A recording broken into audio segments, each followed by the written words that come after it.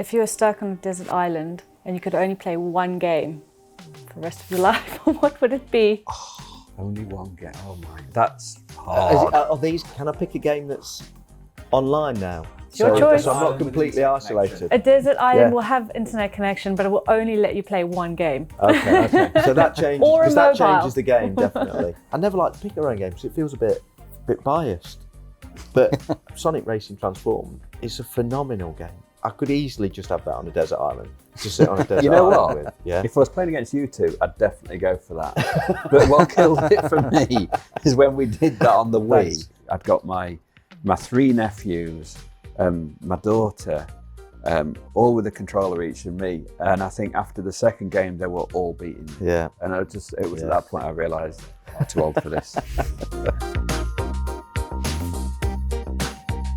I watch my kids play FIFA and Counter-Strike and they play at 100 miles an hour. I just can't keep up. No. So I colour in on my phone instead.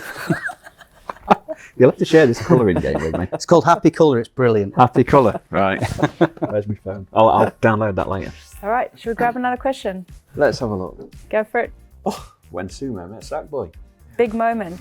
Well, it was a long journey to even meet Sackboy and a long relationship with Sony, wasn't it? To be considered for that opportunity. We'd been working with Sony since 2005.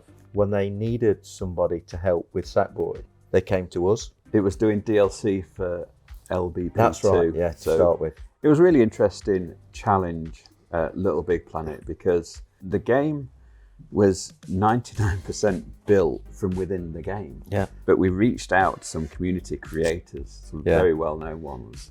But you can imagine being a community creator and getting an email from Sumo Digital saying, we'd love to speak to you about giving you a job in the industry. Yeah. Most of them went, this can't spam. be true. This is not real. Yeah, this is...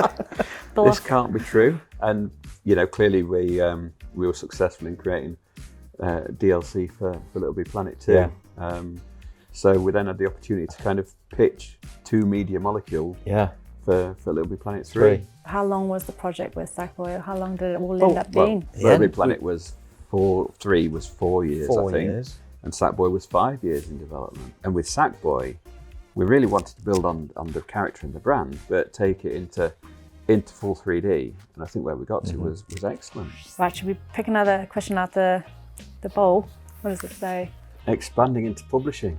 Well, it's been an adventure so far, hasn't it?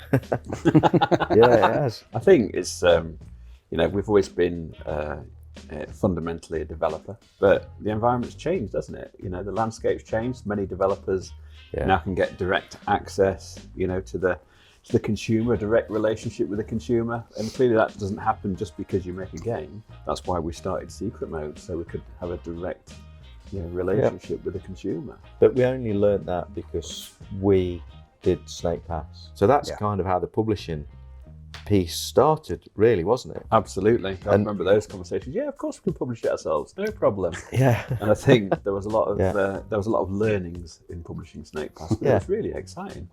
And then Secret Mode really was just trying to formalise that, wasn't it? So it wasn't a distraction for our development teams. Yeah. We had to give it its own priority. If Sumo is 20 years old, Secret Mode's 2. Just 2. It's got a long journey in front of it still, but I'm sure the Secret Mode on the same trajectory will be just as successful for Sumo, but it will never take away or replace the development that we do, because that's the heart of what Sumo is. Darren, do you want to grab one? Or Paul? Shall I grab one? Yeah. Okay. Well, here we go. Supporting our people. That's good. I think supporting our people is something that we've always done as a business. If we didn't have the people we have, we wouldn't be making the games we're making. We wouldn't have the culture we have. We wouldn't have the friendships that we make. We're a huge business, a very diverse business now, and everybody's got different needs and expectations.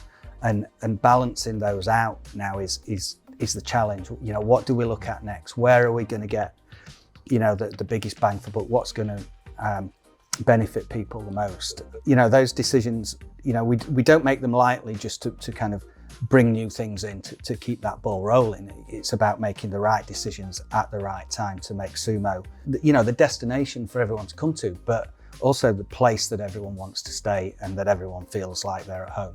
And then just looking at Prism, what was the driving force behind starting Prism? I think Prism was effectively our second iteration of trying to embrace more diversity and inclusion across the business as much as possible, be more vocal about it and include more people in that process. You know, I think it was about 4 years ago now we started the diversity focus group where we had a number of diversity champions across the business. We've got different people in different studios with different viewpoints, and over those initial couple of years we had some really quite challenging conversations, and I think no matter how much we do, there's always more we can do when it comes to being more inclusive as we can possibly be, and growing our diversity. We genuinely believe that everyone in sumo has a voice and everyone should be listened to. It's just really important for us as a business that's creating creative content to have as many people engaged in doing that as possible.